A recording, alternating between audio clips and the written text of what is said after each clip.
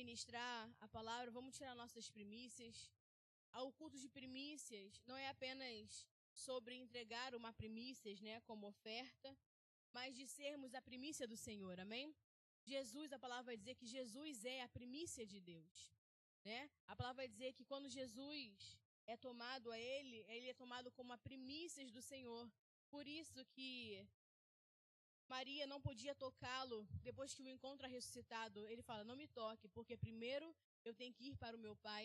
Porque como toda primícias, nós temos que direcionar ao Senhor, amém? Primícias é a primeira parte daquilo que chega nas nossas mãos. Corresponde hoje em dia a um dia de trabalho nosso, né? Diferente daquela época. Se você não entende muito sobre o que é primícias, dízimo e ofertas, você pode nos procurar o seu líder, procurar o pastor Júnior, para que a gente possa explicar com mais detalhes. Mas creio que só de saber que Cristo é primícias do Senhor, e Ele vem primeiro tomar as suas primícias para Ele, porque assim como Ele é, nós também temos que ser, amém? Então, creio que já nos basta de entender que se Cristo é a primícias do Senhor, nós também temos que ser a primícias, amém? Nós também temos que ser a primeira parte para Deus. E como todo mês, debaixo da orientação do Espírito, nós dedicamos esse dia primeiro do mês ao Senhor, amém? Para dizer que a nossa vida é a primícias, nosso mês vai ser primícias ao Senhor, e tudo que fazemos como primícias a Deus, amém? Como também ofertamos, e a palavra vai dizer para nós em Provérbios 3, versículo 9, Provérbios 3, 9 vai dizer assim, honra o Senhor com teus bens e com as primícias de toda a tua renda, e se encherão fartamente os seus celeiros e transbordarão de vinho os seus lagares. Amém? A palavra vai nos ensinar que nós ofertamos com generosidade, nós dizimamos por conta da fidelidade aos princípios de Deus, amém? Mas a primícia não, a primícias, o que você comunica a Deus quando você primicia é honra, porque a palavra vai dizer, honra o Senhor teu Deus com os teus bens e com as primícias da tua renda. Então, toda vez que nós primiciamos, nós estamos honrando ao Senhor, amém? Então, e quando nós honramos o Senhor, o que Ele retribui para nós? A palavra vai dizer, e se encherá fartamente os seus celeiros e transbordarão de vinho os seus lagares, amém? Então, debaixo dessa palavra, alguém vai primiciar essa manhã? Se você for primiciar, ofertar, se você for dizimar, levanta sua mão que o envelope vai chegar até você, que ele não está na cadeira hoje. Então, assim, quem vai primiciar, se você não preparou de casa suas primícias, vai chegar o envelope até você. Se você precisar passar aqui o cartão, a maquininha, você pode levantar, fica à vontade para vir passar o cartão, para passar a maquininha, pegar o Pix da igreja. É só você vir aqui, que o Gustavo está aqui, o Vincent está aqui, para que você possa fazê-lo. Se não, se você já preparou de casa, você pode ficar de pé. Você que vai primiciar, você que vai dizimar, você que vai ofertar. Levante que eu quero orar por vocês.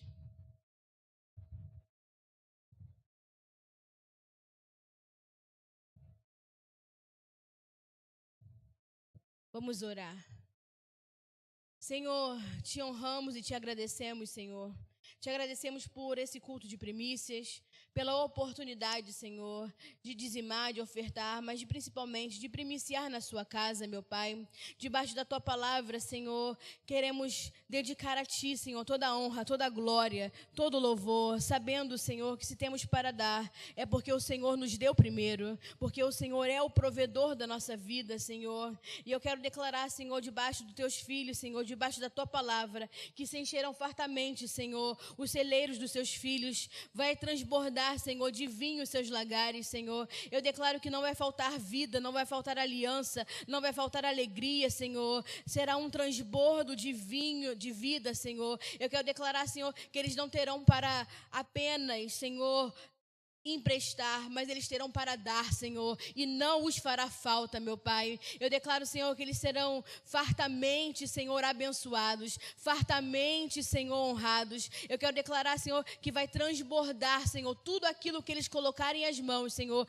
em nome de Jesus, Senhor, e eles serão, Senhor, o povo mais próspero dessa terra, mediante o teu querer e a tua vontade, Senhor, em nome de Jesus. Se você crê, diga amém.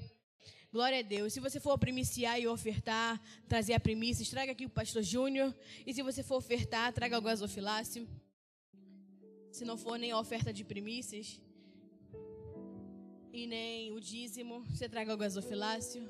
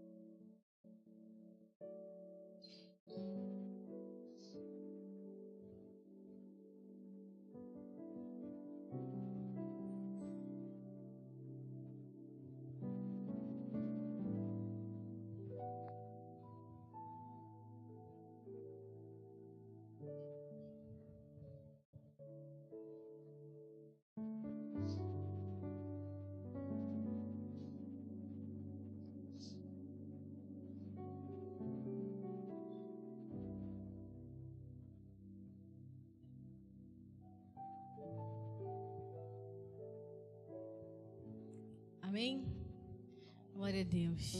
Estão preparados para a palavra? Não estão. Vocês estão preparados para a palavra? Diga amém. A Bíblia fala que tem que ser forte e corajoso, varão. Né? Forte e corajoso. Essa palavra é uma palavra apaixonante, amém? A palavra se chama Em Cristo. É a nossa primeira palavra, a palavra da manhã se chama Em Cristo. Então nós vamos falar a respeito de Cristo.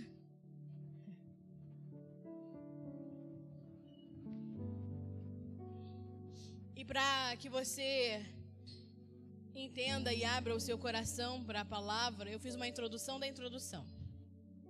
Aí depois tem a introdução. Aí depois tem a palavra. Vai dar tudo certo. Romanos 10, versículo 17, vai dizer assim para nós: de sorte que a fé é pelo ouvir, e o ouvir, de sorte que a fé vem pelo, e ouvir o quê? Ouvirá, não é ouvir a palavra, é ouvir pela palavra. Não sei como é que está na sua Bíblia, mas se tiver a palavra, ela está errada. Que o original é, de sorte que a fé vem pelo ouvir, e ouvir pela palavra de Deus. Por que isso é importante? Para que a gente possa entender aquilo que vai ser ministrado hoje, né? E todas as vezes que ministramos a palavra. Porque a palavra de Deus, ela é uma pessoa, amém? A palavra de Deus não é algo. A palavra de Deus é uma pessoa. A palavra vai dizer para nós que no princípio era a palavra, e a palavra estava com Deus, e a palavra era Deus. Então a palavra é uma pessoa, então Cristo é a palavra. Ou seja, se você tem que ouvir, você ouve a partir de. Então, ouvir a palavra não é ouvir algo, é ouvir a partir de alguém. Então a nossa fé vem pelo ouvir, e ouvir por quê? Porque eu não ouço algo, eu ouço a partir de alguma pessoa, e essa pessoa é Cristo. Então, quando eu ouço a partir de Cristo, quando eu ouço desde Cristo, então o que significa? Que para você entender a palavra de Deus, para que a sua fé aumente, né, para que você seja transformado, você precisa estar em Cristo para ouvir. Não adianta você estar em outro lugar, você necessita estar em Cristo, porque o ouvir pela palavra é ouvir em algum lugar, por meio de alguém, através de alguém. Por isso que tem coisas que eu falo, e você obviamente entende o português, mas às vezes a palavra parece que não entra dentro de você, às vezes fica meio confuso. Por quê? Porque a fé vem pelo ouvir, e não ouvir a palavra, mas ouvir pela palavra. Então, quando eu ouço pela palavra, quando eu ouço em Cristo, quando eu ouço através de Cristo, eu consigo entender a palavra então me é revelada, então assim eu sou transformado. Então, ouvir pela palavra é totalmente diferente de ouvir a palavra. Porque tem muita gente ouvindo a palavra e não sendo transformado, porque não está em Cristo Jesus. Porque não está ouvindo pela palavra. Então, você pode ouvir uma pregação e várias pregações a sua vida toda e nunca nada mudar. Por quê? Porque você ouviu a pregação, você ouviu a Bíblia, você pode ler a Bíblia, ouvir a Bíblia em áudio e nada mudar na sua vida. Por quê? Porque você entendeu que a sua fé vem pelo ouvir e ouvir a palavra. Você passa a vida toda ouvindo palavra, a vida toda ouvindo pessoas e nada na sua vida muda, porque você não entendeu que não é ouvir uma coisa, mas estar em uma pessoa para que você receba aquilo que Ele mesmo está falando através dele mesmo. Vocês entenderam? Diga amém. Então você tem que estar em Cristo. Se você estiver fora de Cristo, você está só escutando. Se você estiver fora de Cristo, você está apenas ouvindo palavras que serão jogadas ao vento e não vai trazer nenhum tipo de transformação para a sua vida. Porque somente ouvir através de Cristo, apenas ouvindo em Cristo, apenas ouvindo por meio de Cristo, ouvir pela palavra que vai gerar transformação na sua vida. Então você tem que estar nele, tem que estar em Cristo, porque Ele é o caminho, Ele é o único lugar, Ele é o único ambiente que você pode ouvir, entender e ser transformado, amém? Somente estando em Cristo. Então a gente acaba passando por esse texto de maneira muito rápida e falando, a fé vem pelo ouvir e ouvir a palavra de Deus. Não, não é ouvir a palavra de Deus, que o que faz aumentar a nossa fé, transformar a nossa vida, é ouvir pela palavra, é ouvir por Cristo, por meio de Cristo, porque eu estou nele, amém? Então não adianta a gente ser místico no Evangelho. Não adianta você orar os salmos, não adianta você ouvir milhares de pregação no YouTube, não adianta você estudar teologia, se você não estiver em Cristo, não vai fazer nenhuma diferença na sua vida.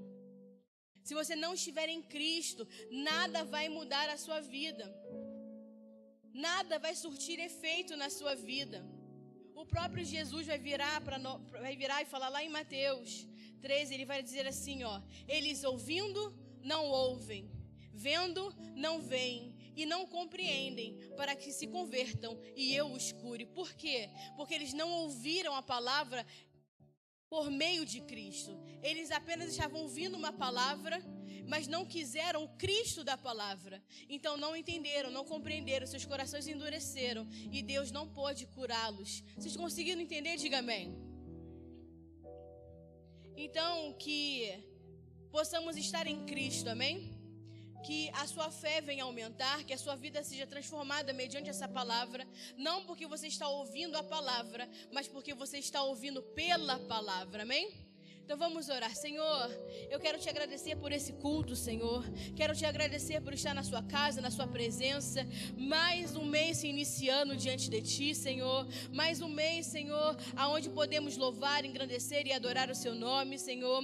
Queremos, Senhor, dedicar, Senhor, esse dia a ti, como todos os outros da nossa vida, Senhor. Dizendo que é tudo seu, é tudo para a honra e glória do teu nome, meu Pai. Eu venho te pedir, Senhor, que o Senhor abra os olhos do nosso entendimento, Senhor, que você abra os nossos ouvidos e que possamos estar em Cristo, Senhor, para receber e ouvir a tua palavra, Senhor, porque como a tua palavra diz que a fé vem pelo ouvir e ouvir pela palavra de Deus, eu quero declarar, Senhor, que nos posicionamos em ti, Senhor, para receber a tua porção, Senhor. Quero declarar, Senhor, que ouvimos através de ti, por meio de ti, Senhor, estamos em ti para que a tua palavra venha verdadeiramente nos moldar, nos transformar e gerar tudo aquilo que o Senhor deseja receber, meu Pai, em nome de Jesus. Se você crê, diga amém. Glória a Deus. Deus preparou para nós um banquete nesse dia, amém? 2 palavras, não é só uma alimentação, é um banquete para a glória de Deus. E o banquete é a própria palavra, amém? O seu banquete é a própria palavra, e ao nos alimentarmos dele, seremos então edificados de graça em graça, amém? Então, que você esteja disposto a receber, a ser alimentado, para que essa palavra de vida cresça dentro de você, amém? E nós vamos estabelecer nessa primeira palavra um marco geral, uma base. daquilo que a gente vai construir, né, na palavra da noite. E a intenção, ao compartilhar esses pensamentos em forma de semente, é que o Espírito de Deus possa fazer com que essa semente venha desabrochar dentro do seu coração, amém? Que o Espírito venha desabrochar essa semente que é boa, que é perfeita, que é a própria palavra do Senhor, e ela venha desabrochar dentro do seu interior e gerar toda a mudança e o fruto que Deus deseja receber através dela, amém? Então, chegou um novo tempo, amém? Mês de setembro, e é um tempo de entendermos que nós temos que esquadrinhar as Escrituras, que temos que nos dedicar às Escrituras e redescobrir tesouros que estão escondidos na palavra. Redescobrir coisas que estão escondidas na palavra, porque assim como eu iniciei a palavra falando de Romanos, um texto conhecido, que a gente fala de uma maneira repetida e não entendeu um detalhe do texto que não é ouvir a palavra, é ouvir pela palavra, e isso muda todo o sentido, e isso faz toda a diferença para a nossa compreensão, para o nosso entendimento, até para entender às vezes o porquê que não está surtindo efeito a palavra em nós, já que a gente ouve a palavra, está exposto à palavra do Senhor a todo tempo. Então é tempo da gente ler com mais cuidado, esquadrinhar todo o tesouro que está escondido na palavra. Por quê, pastora? Porque hoje, infelizmente, o modelo que nós vemos nas igrejas hoje é um modelo de entretenimento, onde as pessoas sobem a essa plataforma e precisam apresentar um show e entreter as pessoas para ganhar a atenção delas. Mas isso não é a palavra, isso não é o evangelho, e essa não é e nunca foi a proposta do Senhor, amém? Por isso que eu quero declarar e fazer com que entendam que nós estamos em um outro Kairos. Nós não vivemos essa realidade que hoje a igreja se encontra. Nós vivemos uma outra realidade. Uma realidade onde nós estamos construindo um ambiente onde vidas possam entrar aqui e possam ser transformadas. Aonde vidas possam entrar aqui e a sua vida possa ser resetada, aonde você possa ser recalibrado pela verdade do evangelho, amém? Um lugar onde você não vai encontrar um show, onde você não vai encontrar alguém querendo mais atenção do que Cristo, mas aonde verdadeiramente você vai ser exortado, você vai ser ensinado para que a vida de Cristo cresça em você, amém? Para que a verdade do evangelho cresça no seu coração, para que a sua visão espiritual possa ser reenfocada, aonde a sua mente possa ser renovada, aonde a sua mente possa ser reformatada, amém? Então, com base nisso, Eclesiastes 3, versículo 1 ao versículo 11, que eu vou ler.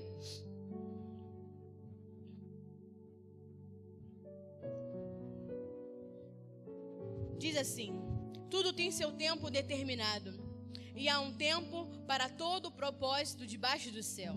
Há tempo de nascer e tempo de morrer, tempo de plantar, tempo de arrancar o que se plantou, tempo de matar e tempo de curar, tempo de derrubar e tempo de edificar, tempo de chorar e tempo de rir, tempo de prantear e tempo de dançar, tempo de espalhar pedras e tempo de ajuntar pedras, tempo de abraçar e o tempo de afastar-se de abraçar, tempo de buscar e tempo de perder, tempo de guardar e tempo de lançar fora, tempo de rasgar, tempo de coser, tempo de estar calado e tempo de falar, tempo de amar e tempo de odiar, tempo de guerra e tempo de paz. Que proveito tem o trabalhador naquilo em que trabalha?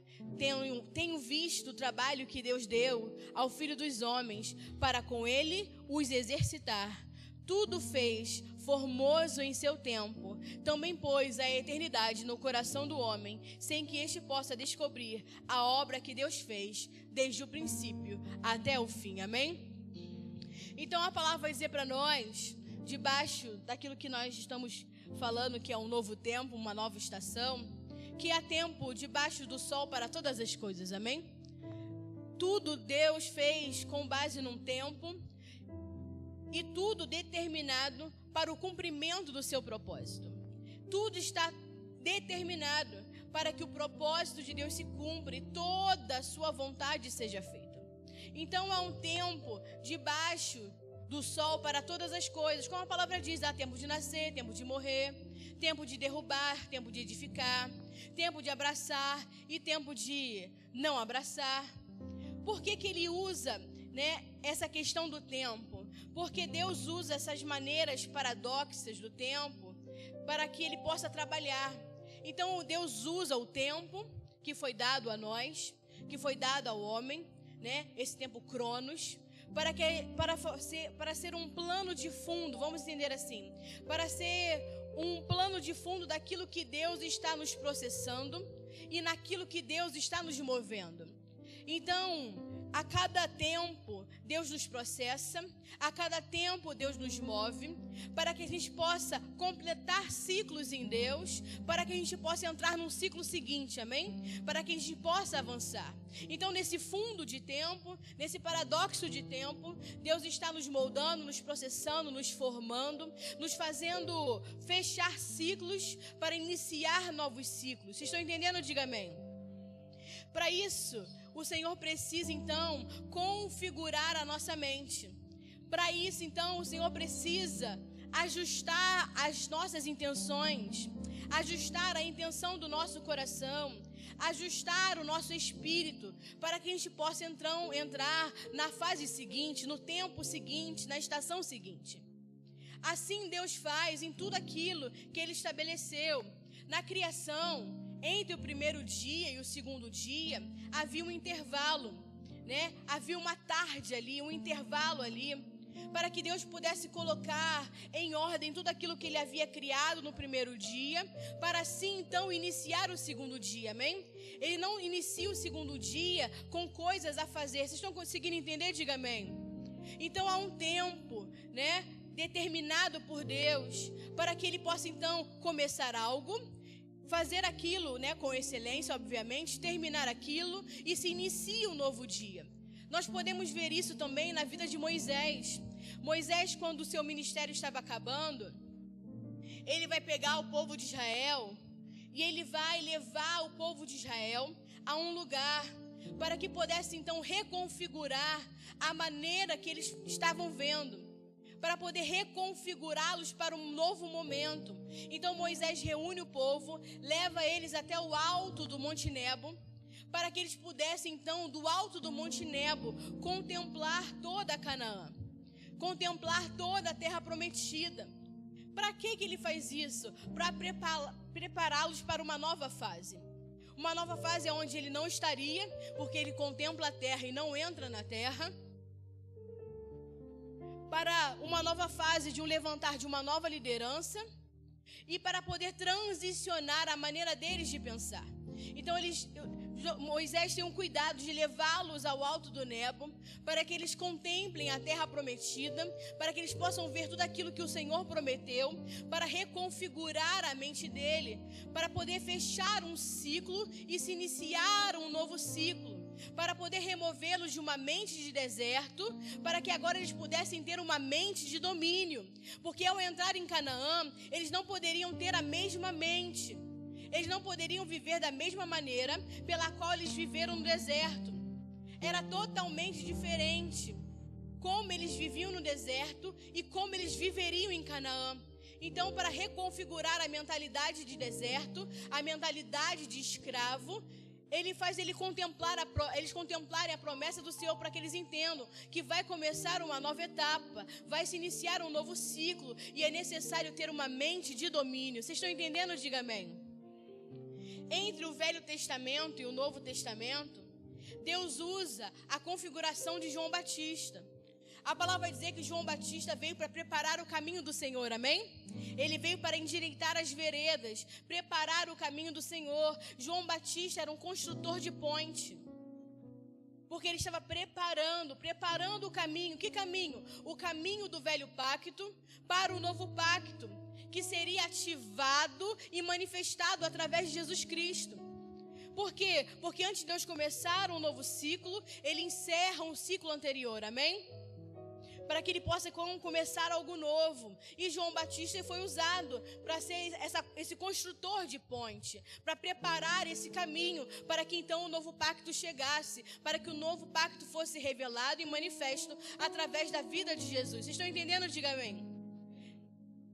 Então, nós não viemos e não estamos buscando dia após dia uma palavra que venha nos massagear, amém?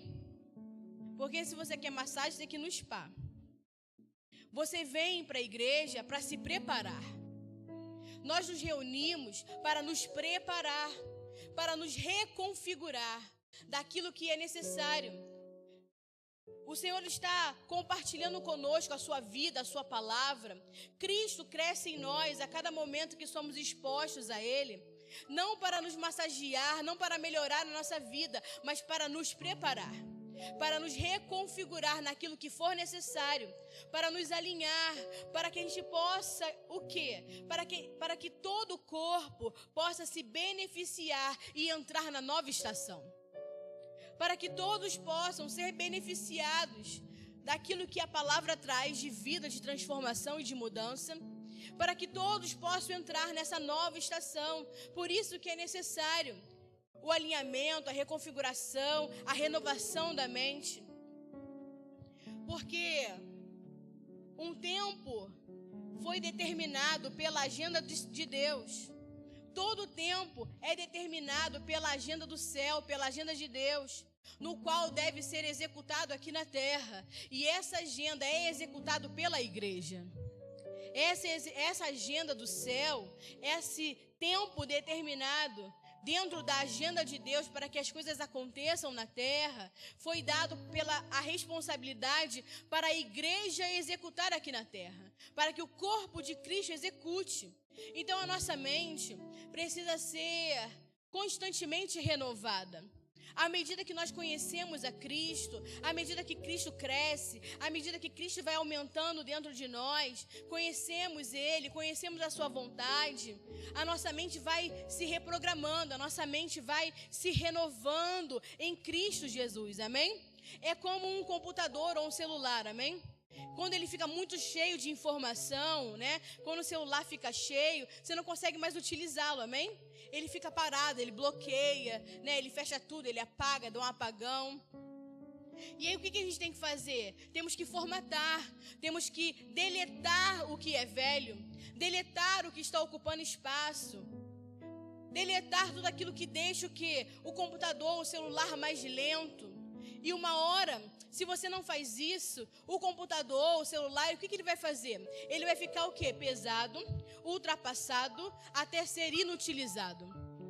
E assim somos nós.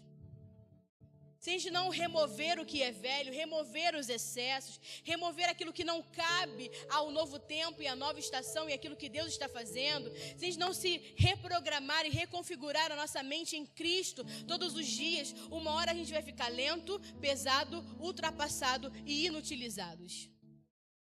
E a igreja não pode viver dessa forma. Para que isso não aconteça, nós temos que estar o quê? Sempre alinhados.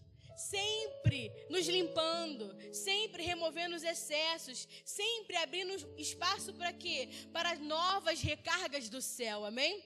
Sempre abrindo espaço em nosso coração, na nossa mente, para as recargas do céu, para quê? Para que a gente sempre se mantenha atualizado, para podermos realizar aquilo que Deus quer de nós. Temos que nos manter sempre atualizados, né? Conectados a essa recarga do céu, para que a gente possa cumprir dentro do tempo determinado por Deus tudo aquilo que Ele espera de nós, amém, igreja? Qual é o impacto que Deus espera gerar em nós? O impacto que Deus espera gerar em nós, a cada palavra, a cada momento que o seu Espírito fala e ministra a nós, o que Ele espera é que, ao sair de um culto, a cada discipulado, a cada culto, a cada encontro que você tem com a palavra, que você saia com uma visão mais clara. Esse é o impacto que Deus espera de nós. que a gente saia com uma visão mais clara, que a gente saia com a nossa vida, para que a nossa vida o quê? Seja transformada, para que a gente possa manifestar o que Deus nos chamou para manifestar, que é o quê? Cristo nessa terra. Então é esse o impacto que Deus espera de nós. Esse é o impacto que Ele espera que você tenha com a palavra. Você tem que sair de cada palavra com uma visão mais clara, com a sua vida e a sua vida transformada. Tem que gerar transformação para que você possa manifestar aquilo que Deus espera de nós, que é Cristo nessa terra. Vou dar um exemplo. Para Josué vencer em Jericó, né? Josué se tornou então o novo líder, né, do povo de Israel. O que ele faz com o povo para que eles pudessem entrar e viver esse novo tempo de domínio, como eu falei no início lá, dando o exemplo de Moisés? Ele vai cruzar o povo através do Jordão e ele vai garantir o quê? Josué vai garantir que os homens de 20 anos para cima, todos fossem circuncidados, né? Que todos tivessem lá, né, o prepúcio cortado, né, da sua parte íntima, em sinal de aliança com Deus.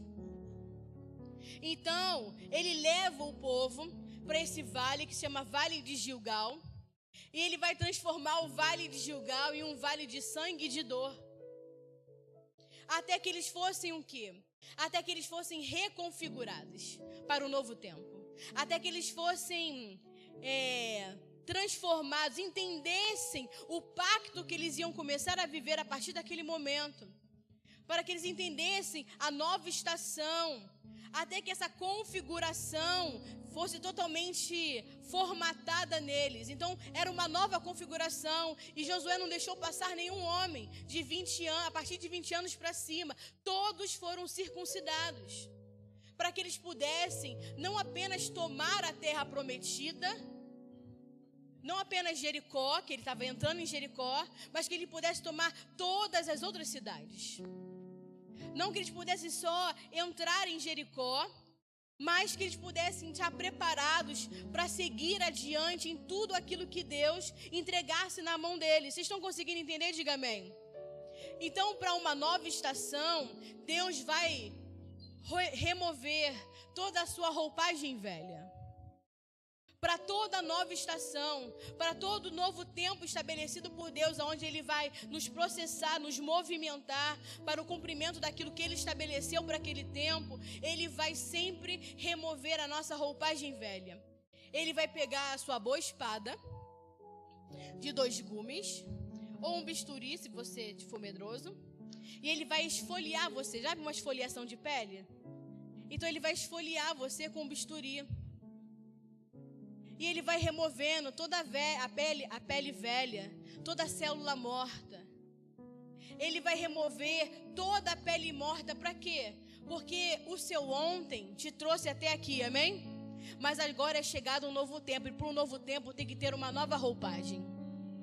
Então o seu ontem trouxe você até aqui, mas para seguir adiante é necessário uma nova roupagem, é necessário remover o que está morto, é necessário remover a pele morta. E por isso que Deus está sempre nos esquadrinhando, nos moldando.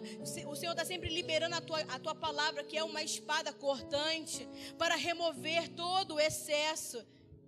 Então Ele vai nos limpar, amém? É uma limpeza no espírito, porque é um novo dia, amém? Então Deus vai fazer um upgrade no espírito, um upgrade na nossa alma, um upgrade no nosso corpo, porque é chegado um novo dia, é chegado um novo tempo, é chegado uma nova estação. E para que a gente possa se beneficiar da nova estação, daquilo que Deus vai iniciar a partir desse novo tempo, Ele vai sempre estar o quê? Nos limpando, nos ajustando, para que a gente possa não entrar com a roupagem velha, mas estarmos novos para o novo tempo e o novo dia. Vocês estão entendendo? Diga amém.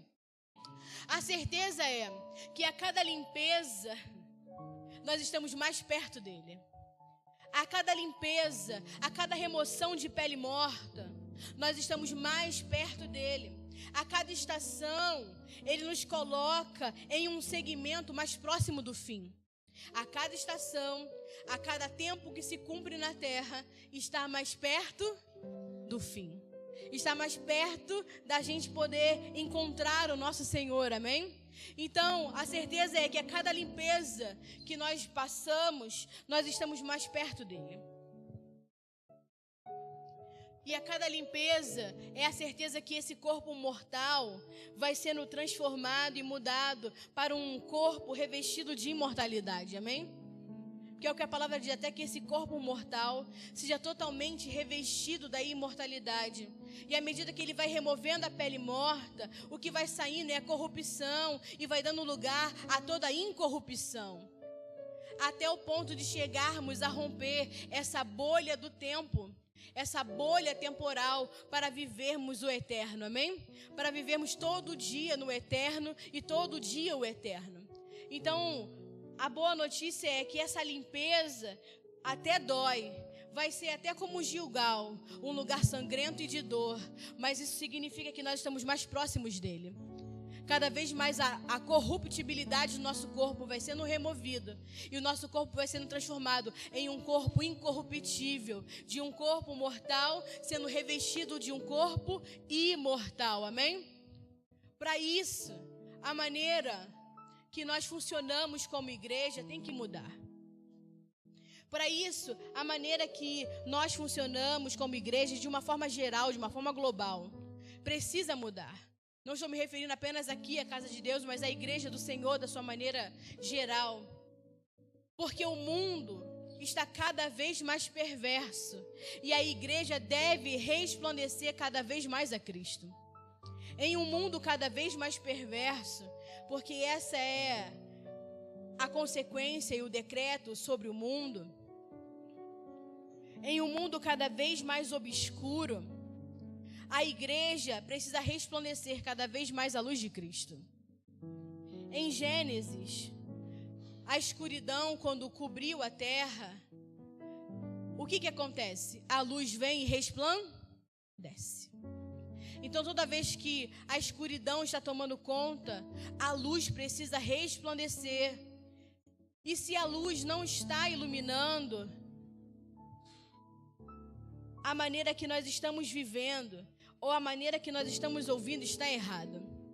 Se essa luz que nós recebemos não está forte o suficiente para iluminar as trevas e esse mundo que cada vez mais está obscuro, tem algo errado com aquilo que a igreja, de uma maneira global, está ouvindo e vivendo. A igreja está vivendo de uma forma equivocada. Por isso que nós temos que retomar a Bíblia. Por isso que nós temos que reformar a igreja. Por isso que nós temos que reler as Escrituras. Por isso que nós temos que encontrar os tesouros escondidos na palavra. Porque a maneira que a igreja tem se conduzido está errada. Porque senão as trevas já tinham retrocedido. Então nós devemos estar revestidos da luz. E essa luz é a glória de Deus. Devemos estar revestidos da sua luz. A sua luz é a sua glória. Então você tem que entender que quando nós estamos revestidos de luz e cheios da luz e cheios da glória, as pessoas no mundo virão e vão falar. As pessoas vão olhar e vão ver: que Cristo é esse? Que vida é essa? Que luz é essa que eu não conheço? As pessoas vão ver uma luz diferente, vão ver uma vida diferente e vão perguntar: me ensina sobre esse Cristo, me ensina sobre essa vida, me ensina o que você está fazendo, porque a sua luz é diferente da outra luz.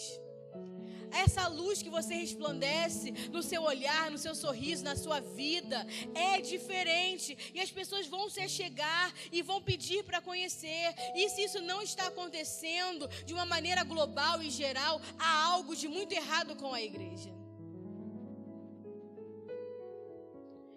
Estamos indo bem até aqui? Diga amém. Glória a Deus. Então, a partir daqui, vamos começar, amém?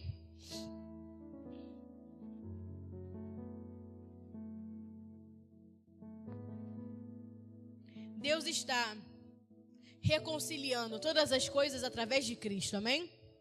Por meio de Cristo Jesus, Deus está reconciliando todas as coisas. Tudo o que fazemos deve nos levar a um domínio. Tudo o que nós fazemos deve nos levar novamente à origem, né? A Cristo, né? A nossa origem é Cristo. Tudo que nós fazemos deve nos levar a um domínio, a um ambiente no qual tudo deve estar absolutamente debaixo do governo de Deus, debaixo da direção de Deus, debaixo da vida de Deus, amém?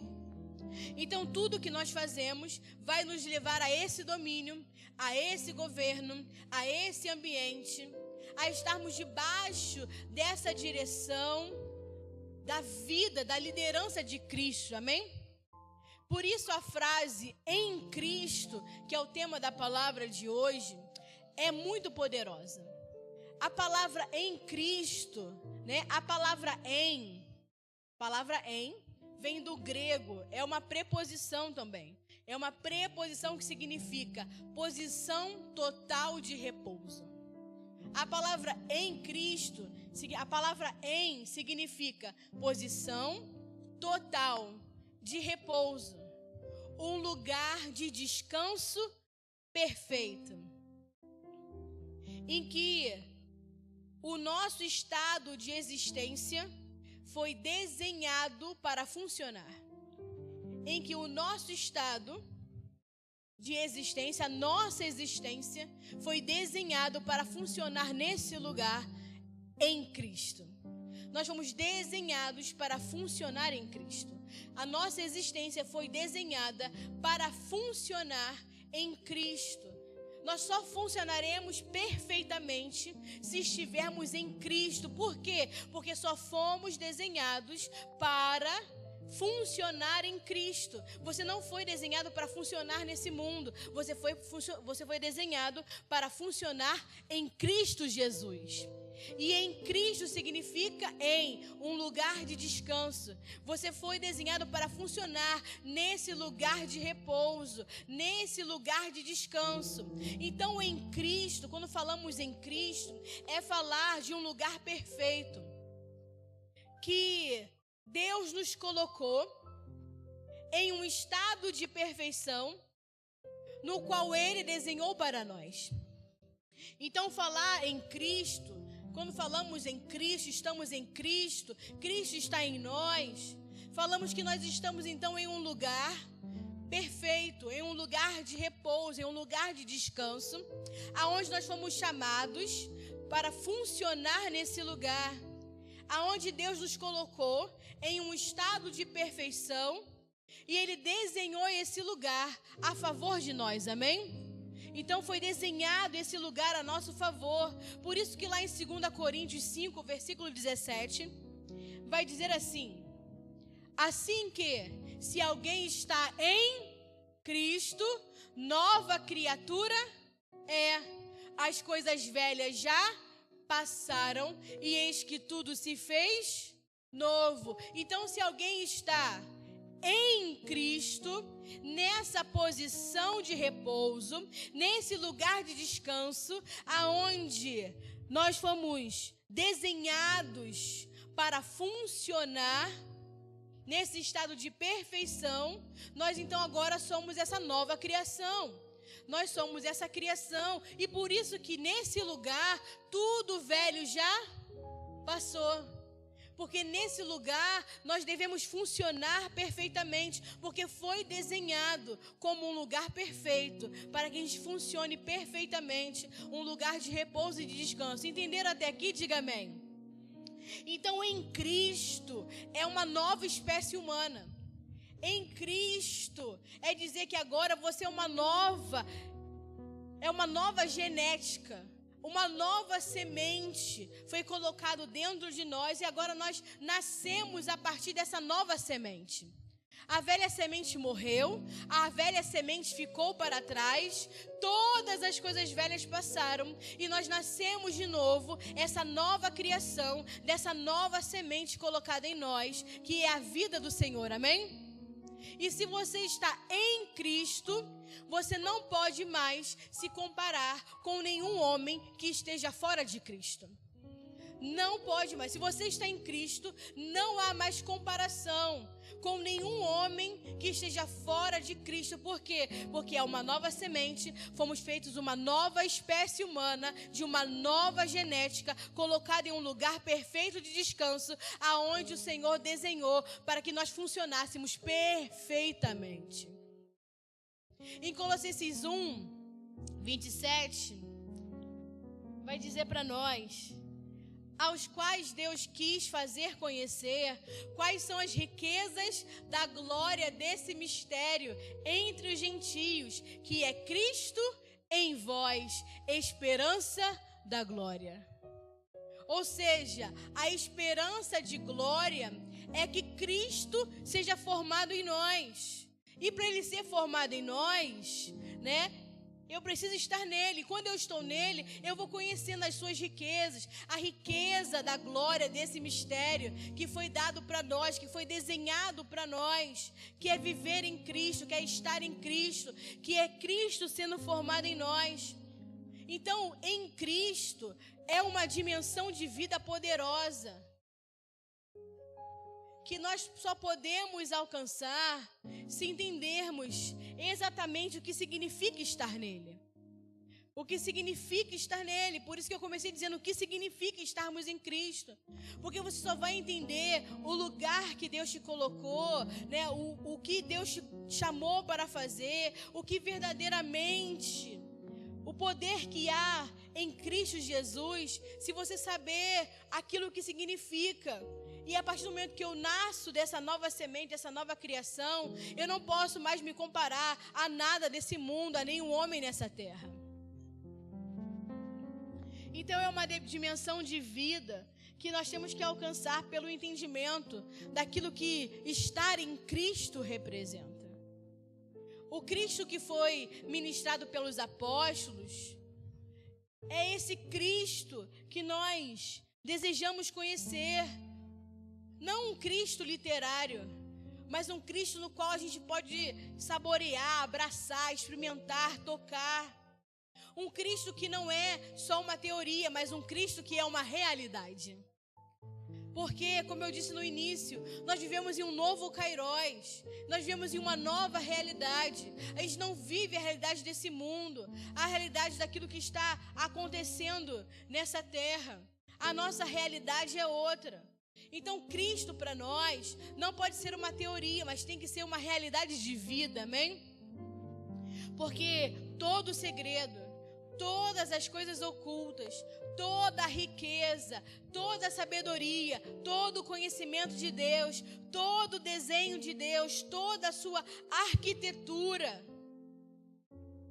E como nós vivemos em um estado de perfeição, tudo está em Cristo.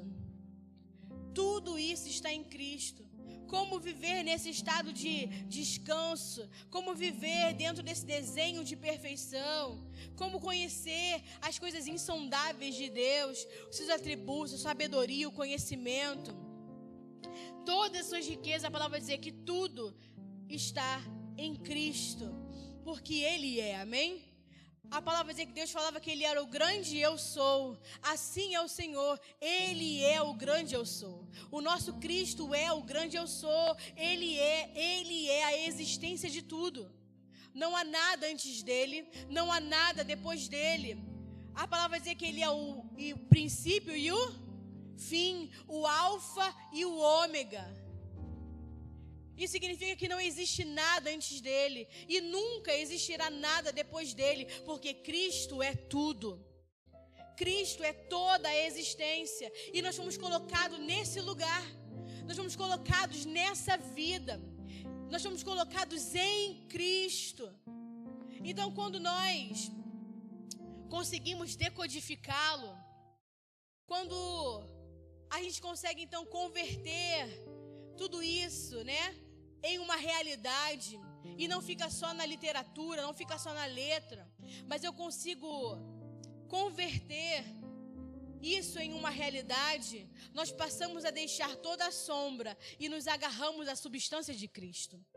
Deixamos de viver da sombra e agora podemos viver daquilo que vemos, daquilo que podemos tocar, daquilo que podemos experimentar. Podemos experimentar agora de uma comunhão, de uma realidade, porque a nossa realidade é Cristo em nós, a nossa esperança de glória. A nossa realidade é que Cristo não é uma teoria, Cristo não é um livro, Cristo é uma vida em nós, uma realidade em nós, algo palpável, algo que podemos sentir, experimentar e viver todos os dias. Então, o que nós temos que fazer, pastora? Temos que achar Cristo na Bíblia. Temos que achar esse Cristo na palavra, esse Cristo nas Escrituras, em cada parte, para que não seja uma teoria, porque Cristo não é uma teoria, Cristo é uma prática existencial de vida. Cristo não é só uma teoria que você vai abrir, você vai ler, que você vai estudar. Cristo é uma realidade presente e é esse Cristo que nós desejamos, é esse Cristo que buscamos, é esse Cristo que nós buscamos conhecer, experimentar e viver todos os dias. Então Cristo não pode ser uma teoria, tem que ser uma prática existencial. Tem que ser a sua realidade presente todos os dias. E você tem que desejar, conhecer, tocar, falar, experimentar, abraçar esse Cristo todos os dias. Porque, como eu falei no início, no princípio, Ele era a palavra. E a palavra estava E a palavra era... E nele estava a vida. E a vida era a luz. E luz aos homens, e a sua plenitude tomamos dela todos os dias, graça sobre graça, graça sobre graça, porque o Verbo se fez carne, manifestou a sua luz, e a sua luz resplandeceu sobre todos os homens, e agora podemos viver a sua plenitude de graça em graça. Então Cristo chega até nós por meio da sua palavra viva, nos dá vida, a vida nos dá luz, e isso é a graça de Deus. E essa graça que nós recebemos é uma substância. Essa graça não é algo, essa graça que recebemos é uma natureza, essa graça é uma substância, essa graça é Cristo em nós, a esperança de glória. Colossenses 1.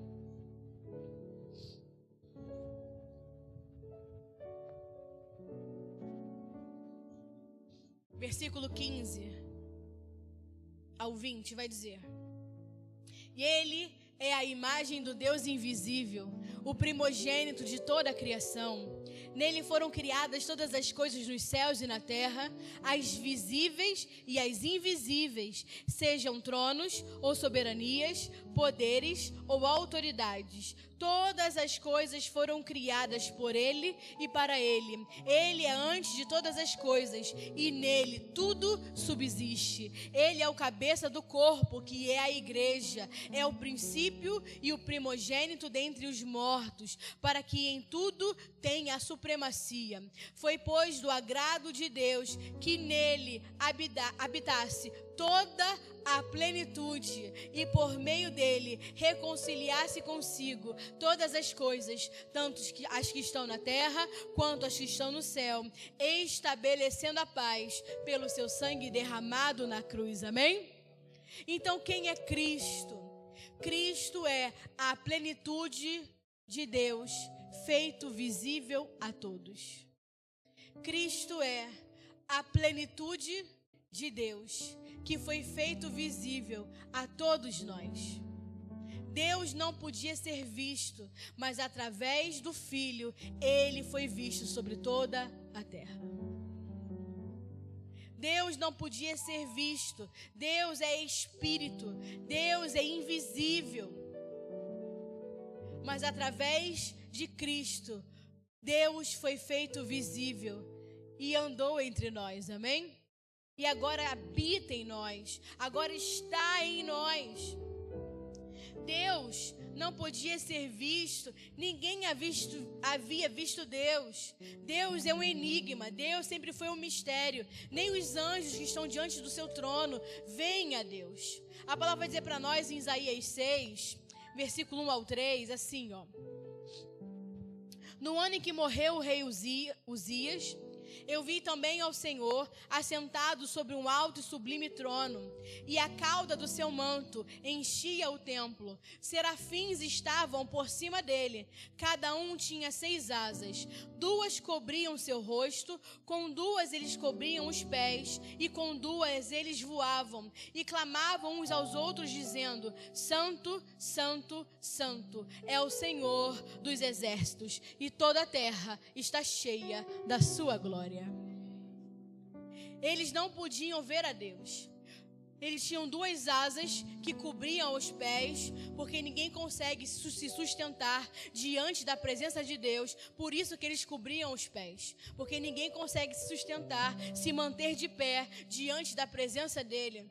2 asas eles voavam e abraçavam a presença de Deus, e 2 asas cobriam o seu rosto, porque ninguém podia ver a Deus. Ninguém podia olhar para a sua santidade.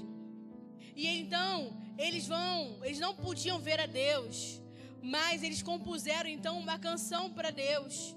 E eles compuseram uma canção para Deus, uma canção para o Deus triuno. E eles cantam: Santo, Santo, Santo. É a triunidade de Deus perfeita, porque Deus Pai é santo, o Deus Filho é santo, o Espírito é santo. Santo, Santo, Santo é o Senhor Todo-Poderoso, é o Senhor Criador de todo o universo, e toda a terra está cheia da sua glória.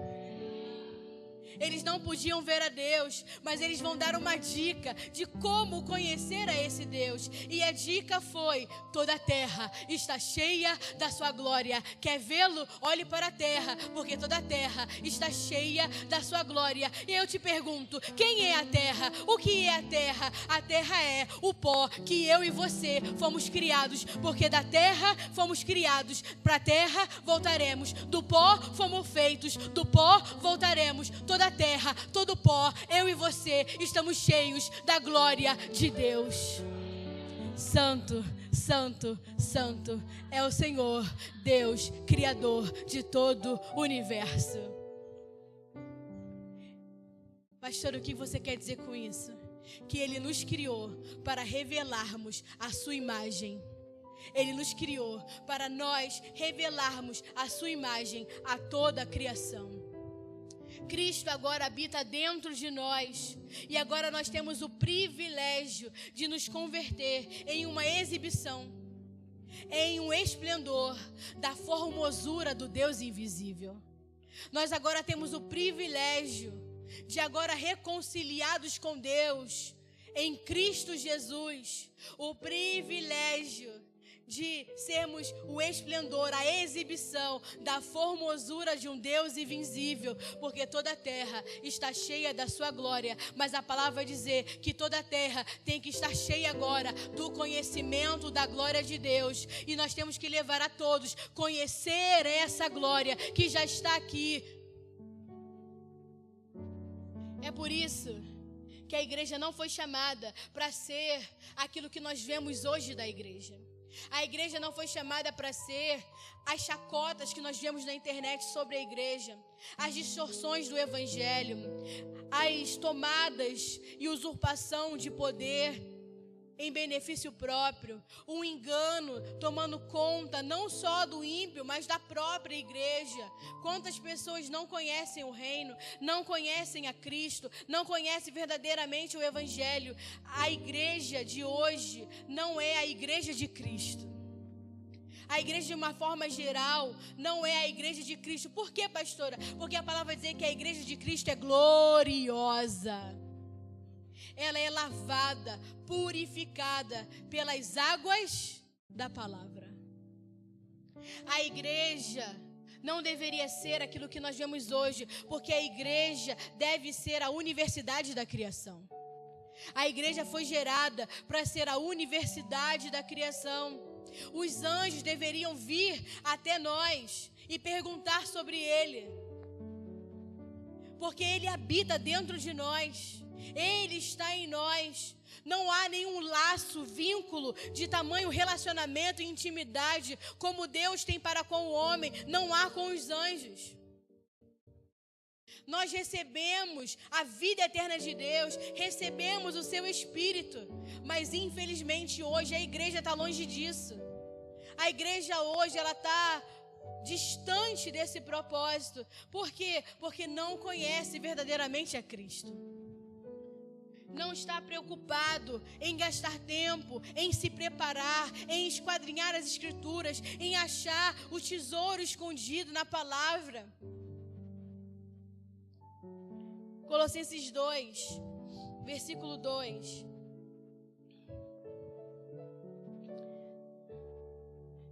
Vai dizer: esforço-me para que eles sejam fortalecidos em seus corações, estejam unidos em amor e alcancem toda a riqueza do pleno entendimento, a fim de conhecerem plenamente o mistério de Deus, a saber, Cristo. Quem é o mistério de Deus? Cristo. Nele estão escondidos todos os tesouros da sabedoria e do conhecimento. Eu lhes digo isso para que ninguém os engane com argumentos aparentemente convincentes, porque embora esteja eu fisicamente ausente, estou presente com vocês em espírito, e alegro-me em ver que estão vivendo em ordem e como está firme a fé que vocês têm em Cristo. Portanto, assim como vocês receberam a Cristo Jesus o Senhor, continuem a viver nele. Continuem a viver nele, em Cristo, enraizados e edificados nele, firmados na fé, como foram ensinados, transbordando de toda a gratidão.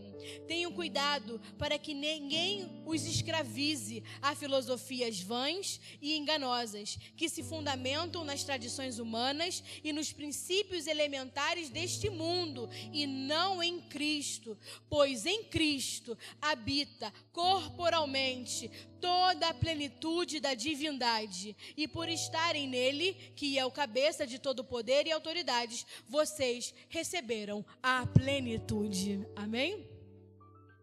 Em Cristo habita, reside, mora toda a plenitude de Deus. Mas não somente no Cristo cabeça, a palavra vai dizer que ela reside corporalmente, habita corporalmente. Então toda essa plenitude não está apenas no Cristo cabeça, mas está no Cristo corpo. Toda essa plenitude habita corporalmente.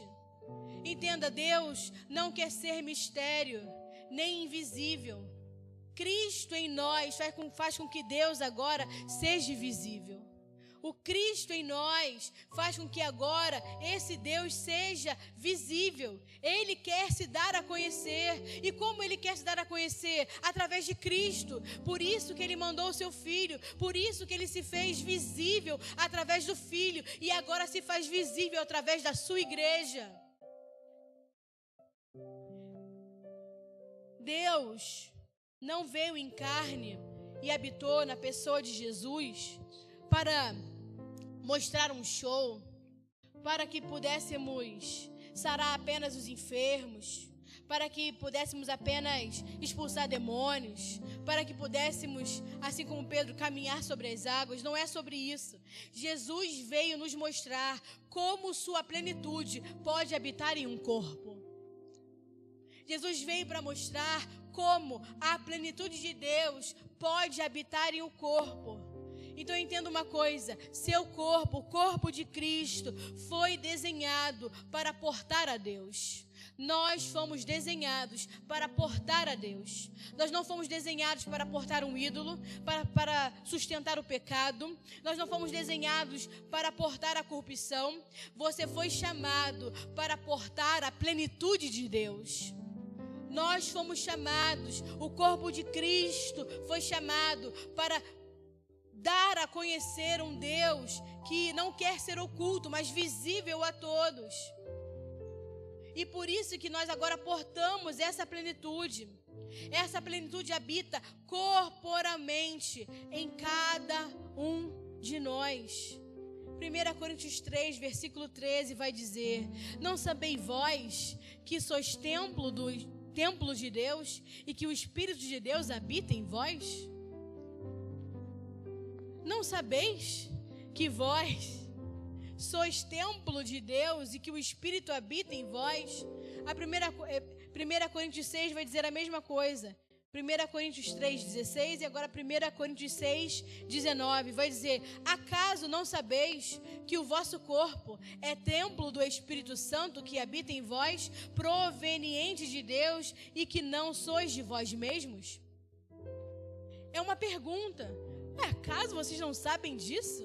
Vocês não sabem que agora vocês são templo de Deus, que agora Deus habita corporalmente em nós, a plenitude de Deus habita corporalmente em nós, porque Cristo habita em nós, porque Cristo é o cabeça do seu corpo. Nós temos um Cristo que habita em nós, amém? Mas antes desse Cristo que habita dentro de nós, havia o Cristo já pré-existente, o Cristo eterno. O Cristo do princípio, o Cristo que vai se tornar verbo, o Cristo que era espírito e precisava de um corpo. E foi enviado no corpo de Jesus e andou sobre nós, andou sobre a terra e tabernaculou no meio de nós, amém? Então o primeiro corpo, o Pai preparou para Cristo, foi Jesus, o Filho do Deus vivo, o Filho encarnado. E a partir da sua ascensão, é necessário um outro corpo. Um outro corpo para que Deus continue habitando na terra. Um outro corpo para que Cristo continue sendo manifesto na terra. E quando o Espírito Santo desceu, Cristo então necessitava o quê? De um corpo para se manifestar nessa terra. E esse corpo é a sua igreja.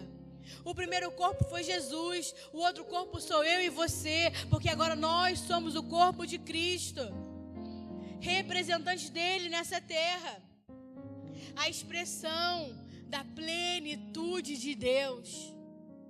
Por isso que a igreja não pode continuar como ela está, porque se a igreja continua caminhando nesse caminho, ela está manifestando tudo, menos a plenitude de Deus. Ela está aparecendo ser tudo, menos Deus, menos tornando o Deus visível.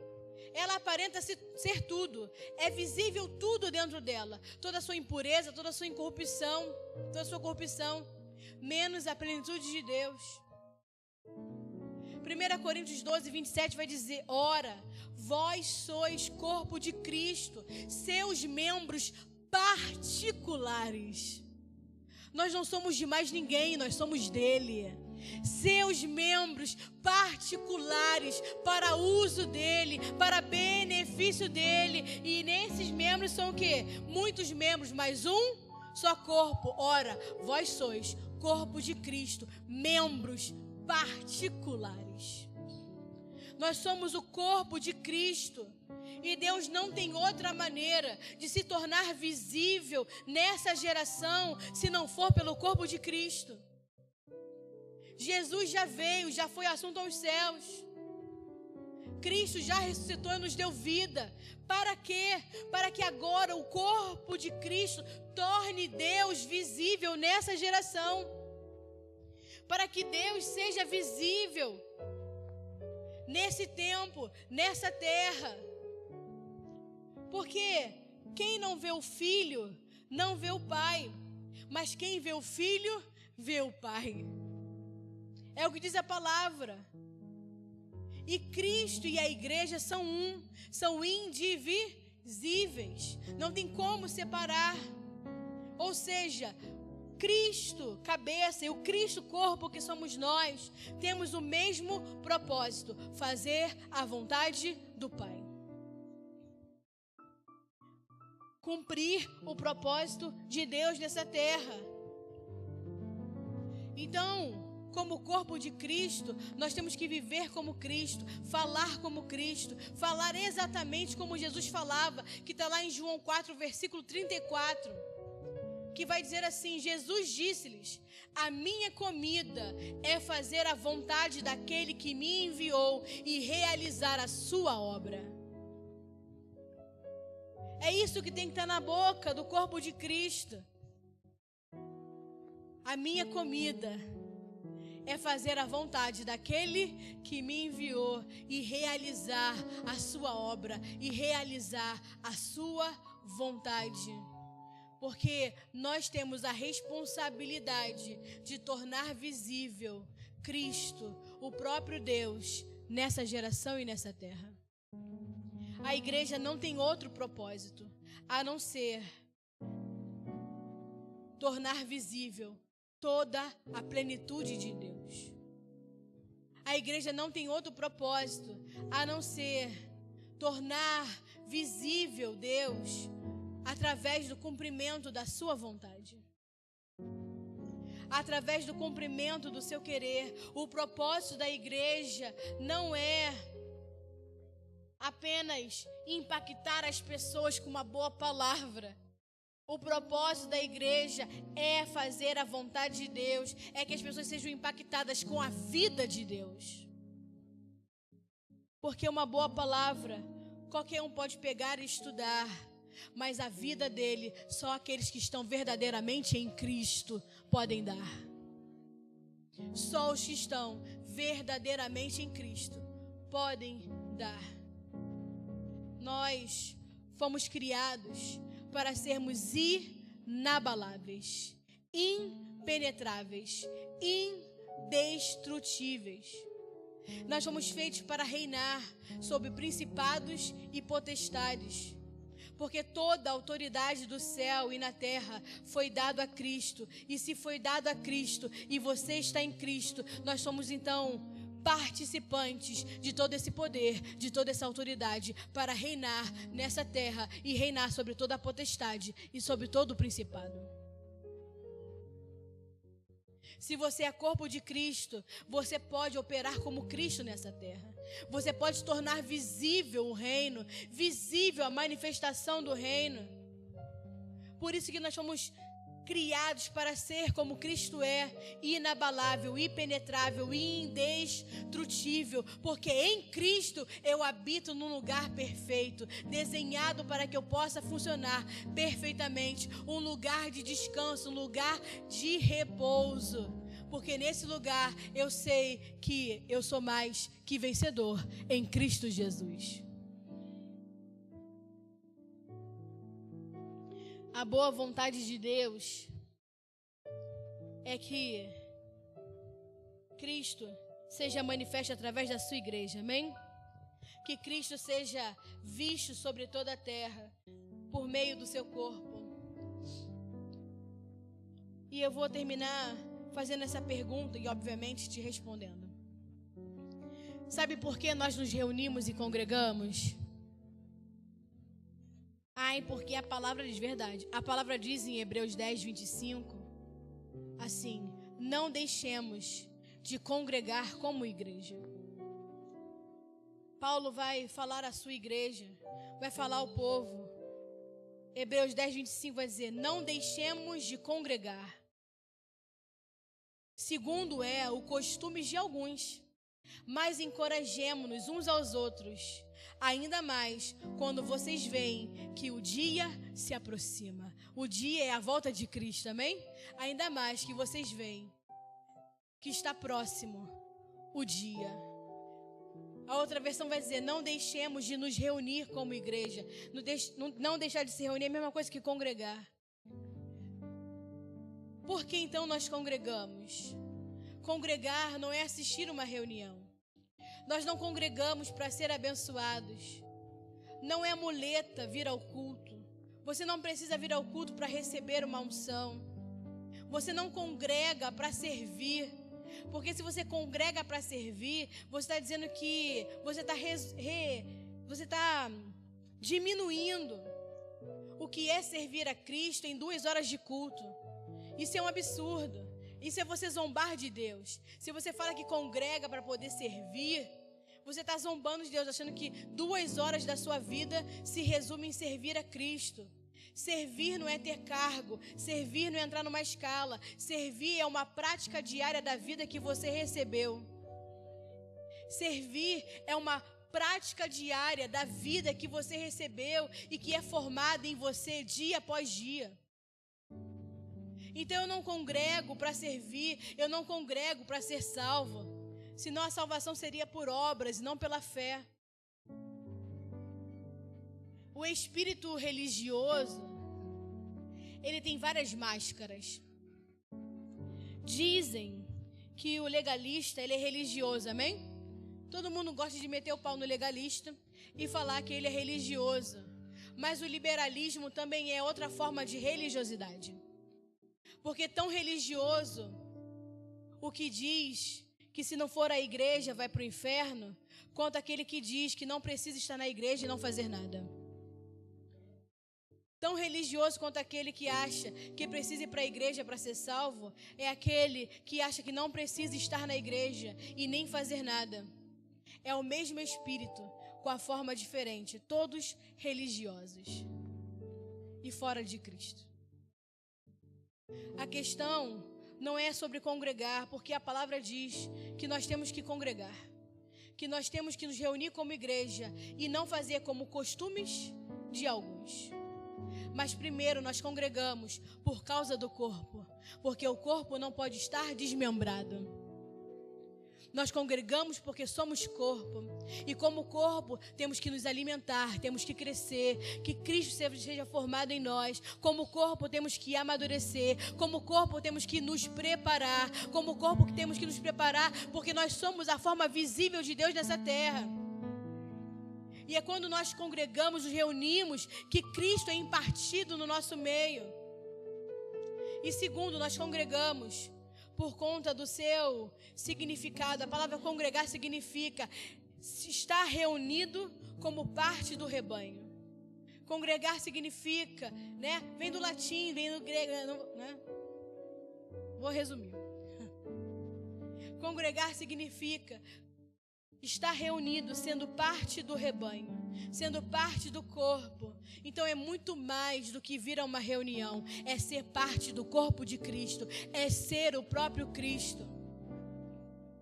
E infelizmente milhares de pessoas vão aos domingos da igreja, mas milhões delas, na mesma proporção que vão à igreja, não congregam.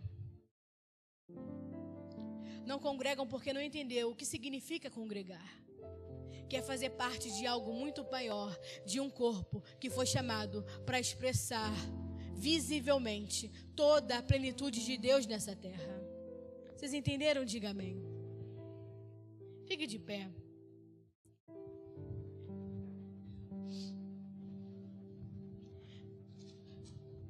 À noite nós vamos continuar. Vou parar por aqui.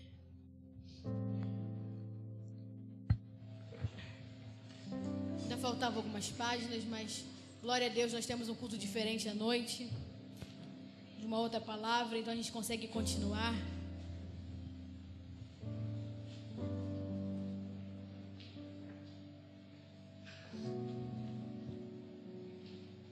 Que possamos entender verdadeiramente qual é o nosso papel como igreja e que a gente possa verdadeiramente entender o significado do que é estar em Cristo.